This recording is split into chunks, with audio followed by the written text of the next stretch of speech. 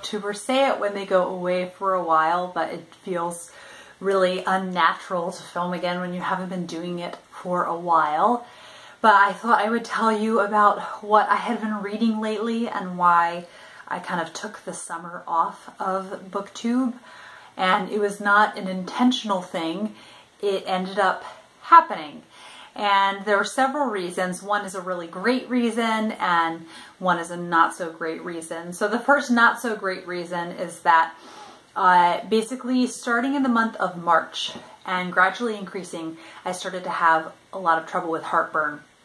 And then it culminated in the month of May when I was having heartburn all day, every day. All day, every day heartburn. This summer, figuring all of this out is the most uncomfortable I have ever been in my life. It has been like I have had to be such a grown-up this summer. So on top of that, it took a while to figure out what the heartburn is, but it turns out it's a bacteria called H. pylori, and apparently a lot of us have it, but it doesn't bother us. And so I could have had it for a long time and just not known. So figuring all that out was made more complicated by the fact that I'm going to have another baby, which is very exciting. So next year I will be having a baby and it's very exciting, but it made things a lot more complicated for figuring out finally, we finally found out I had H. pylori. And by the time we found out, I knew I was pregnant, and so the normal antibiotics they prescribe are not safe for pregnancy. So that was very discouraging. But we did end up finding alternative antibiotics that are safe. We don't know if they're going to be as effective. I just finished those and we'll know in about a month whether they actually worked.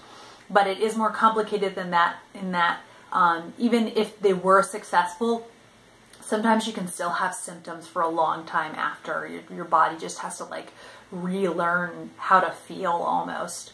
But thankfully I am on prescription antacids also, so it's really helping with the discomfort.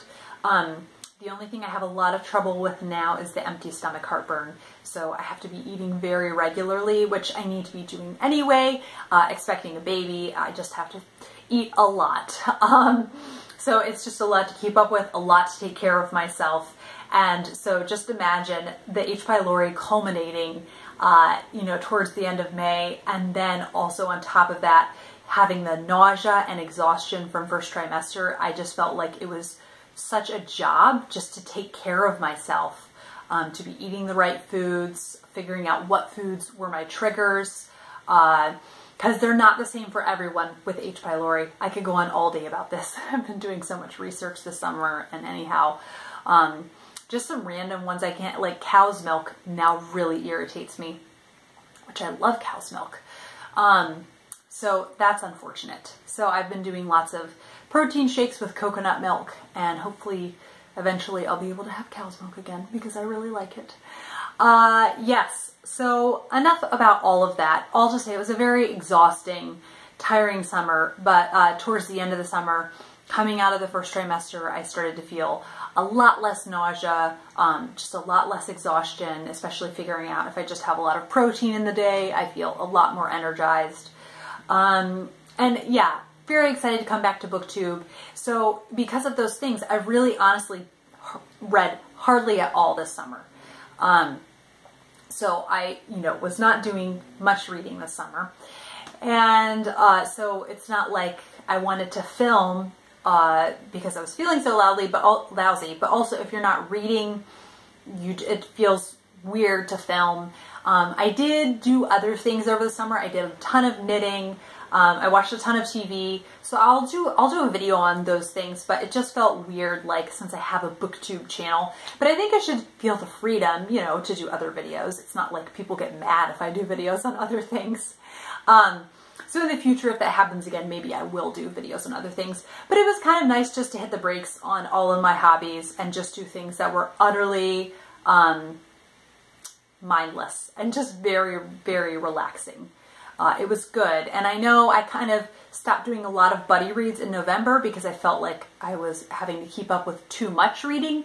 But then what happened is I wasn't doing buddy reads, but I was then doing more of my own reading and reading just at a faster pace than I wanted. And I even took down my huge summer TBR because it all sounded good in theory, but then once I put it up, it's like as soon as I put it up, it started stressing me out, and it just annoyed me that I had made such a huge TBR. And they were all books I was genuinely interested in, but the sheer number of them was very overwhelming. So I'm not sure if I'll be doing seasonal TBRs even, but if I do, I think I'm going to do a max of like 10 books. And I'm just kind of all over the place with what I want to read right now, with one exception, and more on that to come. So just for now, I think what I'm going to do is like a top 5 books I'm interested in, the ones that like I want to get to the most. That's what I'm going to do for now. I'll let you know if things change, but I am hoping to definitely get some good reading in this fall and part of the winter. Who knows, after the baby comes, you know, when I'll start reading again. I would ideally love to be reading as soon as they come, you know, in those little snippets of free time that I have. But I just want to set low expectations for my reading and then just be really happy if I get to read more as a mother of 2 than I thought I would. So I did, though, like I said, I'm not reading as much, and it's been really nice. It's just really great not to feel guilty at all if, you know, in an evening it gets to, you know, be the time that I normally have free time to read, and I think, you know what, I just want to watch some TV and not feel guilty at all. It's really great. But I did manage to read 4 books in the month of August, and I will tell you about those. So I did 2 cozy mystery audiobooks. So those were great to have on in the background. Not too much thought has to go into them. They're just really easy to get into. The first is A Sheeran Death by Deborah Crombie. This is the first in the Duncan Kincaid and Gemma James series. This is, it's kind of a hybrid series. It's got the cozy setting, but the character development I'd say is like stronger than in your average cozy. So I kind of don't know how to rank it exactly, but it was really enjoyable. I had heard about the series from the Modern Mrs. Darcy, and one day I was spontaneously like, I really want to listen to a mystery, and just started searching around in my library's overdrive, and this one was available. And I like to start series at the beginning. I am like, I have to do series in order. And this is really neat, I think, having Duncan Kincaid, who's a sergeant, being a partner with Gemma James, another police detective. And so, you know, a man and a woman working together. And it definitely is like, felt like a nod to Agatha Christie in the beginning, where, I just totally blanked. Oh, so Duncan Kincaid goes on vacation, and he goes into a really beautiful bed and breakfast in Yorkshire. And, lo and behold, there's a murder that happens with one of the guests. And so he ends up kind of taking over the investigation, even though it's not in his normal jurisdiction. But yes, it was a very enjoyable mystery. I didn't call the twist at the end, and I definitely look forward to this as another, you know, mystery series to keep going with, especially since there are all of them on audiobook. So it's really nice. I find mysteries are the easiest for me to pay attention to via audiobook. And then it was a really great way to start my reading experience again with another audiobook, and that was Agatha Raisin and the Wellspring of Death. This is, I'm pretty sure, the 7th in the Agatha Raisin series. And there's something about this series that just keeps me coming back for more. I think one of the main things is that I love the character of Agatha. I absolutely adore her. And I think it's the characters. The murders themselves are interesting enough, but it's the characters that just keep me just really interested and wanting to see more out of this.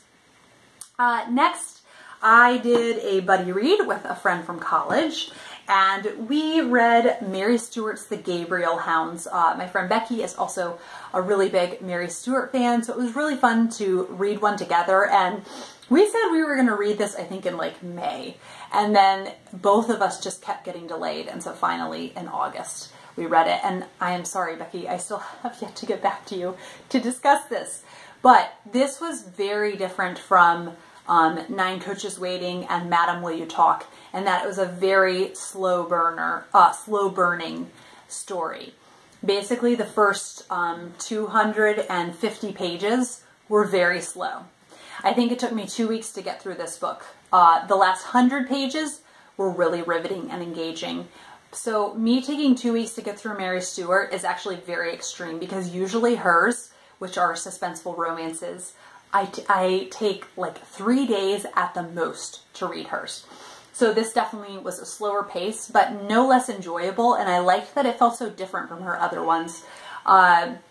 Basically, this Christy Mansell is visiting Lebanon, which in this they call it the Lebanon, which I think is odd. Anyhow, she runs into a cousin she hadn't seen for a while, and they start talking about Great Aunt Harriet. And Christy says, yeah, you know, she passed away earlier this year. And her cousin's like, what are you talking about? I saw her last week in her house. She lives in Lebanon, right where they are. And she's like, no, she totally died. And so then that's, you know, where everything starts, and they have to figure out, like, who is she? Or are we mistaken that she didn't die? And so it's really fun. And it's, yeah, just if you like Mary Stuart, you will enjoy this. And then lastly, one I'm just so excited that I read. It had been on like top priority for the summer, and that is Lord of Chaos by Robert Jordan. Now, what's really great about taking my time more with books is that I kept trying to sit down and read this, and what would happen is I'd read about 20 pages and then get so overwhelmed by how chunky these are. This one was, I think, oh yeah, this one was like just under 1,000 pages. So this one was very long, like 980 pages. And I kept getting overwhelmed by it. So finally I was like, you know what, forget this. I'm just going to do the audiobook. And I put it, but the thing is, with these audiobooks, I really have to pay attention. So it was so nice. It was just so lovely to just put it on regular speed, not speed it up, and to just knit and relax while I got swept away by the story. This is the 6th in the series, and I'm so happy that I persevered with the series. I got really bogged down in book 4 and put it down for like a year, and then came back to it, and I've just been enjoying this immensely. And it's really neat to see a lot of new characters in this one, and progression with the characters that we do know, and you do get more of a window into the evil characters in this one. So yes, and also you're kind of seeing more of the overarching story unfold, and kind of get an idea of exactly what Robert Jordan wanted to do. Now I am kind of bummed, because I hear from a lot of fans that books 7, 8, and 9 are all kind of slow. Then supposedly 10 through 14 are like amazing, but they are a little bit laggy, and I think it's because Robert Jordan was very ill towards the end of his life, and I think he wasn't feeling well for a long time. So anyhow, I've really enjoyed Lord of Chaos. I'm not sure how soon I will be getting to A Crown of Swords, the 7th one, but I'm so happy that I continued on with this series. It's so great. I feel like these feel the most storyish, like fantasy books feel the most like you are totally reading something different, something that wouldn't happen in real life, and it's just great to get swept away. So that is my life update, what I read in the month of August. I will be around more regularly, and I can't wait to tell you guys about the other things I've been doing and some exciting things happening on BookTube in the upcoming months. And I will see you guys for another video soon. Bye.